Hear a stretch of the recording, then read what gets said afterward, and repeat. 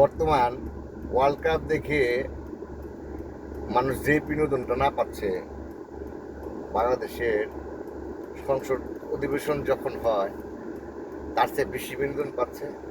কারণ যারা খেলা দেখতে গেছে লাখ লাখ টাকা খরচ করে যে বিনোদন না পাইছে, কালকে আল্লাহর রহমতে আমরা তার চেয়ে বেশি বিনোদন উপভোগ করছি। কারণ খেলার হাফ টাইমের মাঝে এক বান্দর আছে, এই যে সংসদ অধিবেশন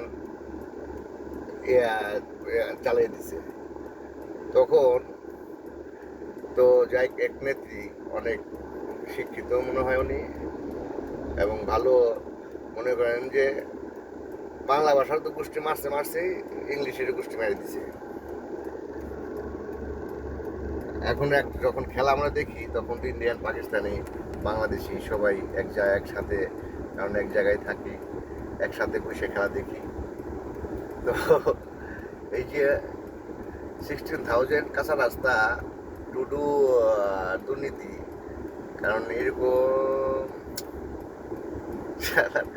দেশের যে কিভাবে এবং কি বুঝে, কোন যোগ্যতায় একে সংসদ সদস্য বানানো হইল, এটাই মাথায় ধরে না।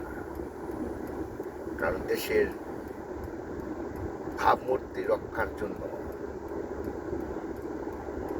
যদি দেশের ইজ্জত যদি বহাল না থাকে, তাহলে সে দেশের মানুষ কোথাও ইজ্জত পায় না। প্রথম আমার দেশের ইজ্জতকে শীর্ষে আনতে হবে, তারপরে না আপনার আমার ইজ্জত বাড়বে।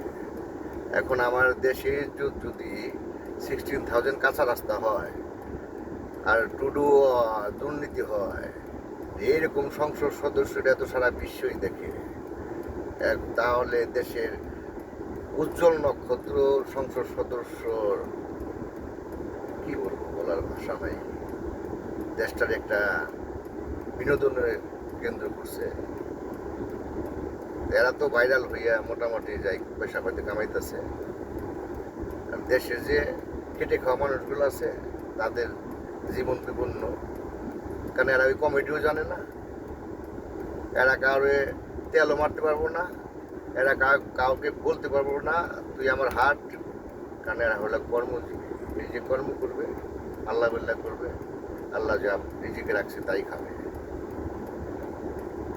ধিক্কার জানাই এইসব পলিটিশিয়ানদের, যারা যাচাই বাছাই না করে, যেখানে সারা বাংলাদেশের মানুষের রিজিক বন্টন হয়, সেখানে এই ধরনের অনাকাঙ্ক্ষিত, কি বলবো, এখন বলার অনেকে আসে, আসলে ভাষা নাই।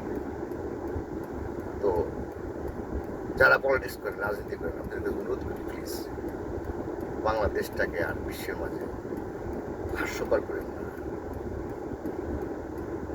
ধন্যবাদ সবাইকে, ভালো থাকবেন সবাই।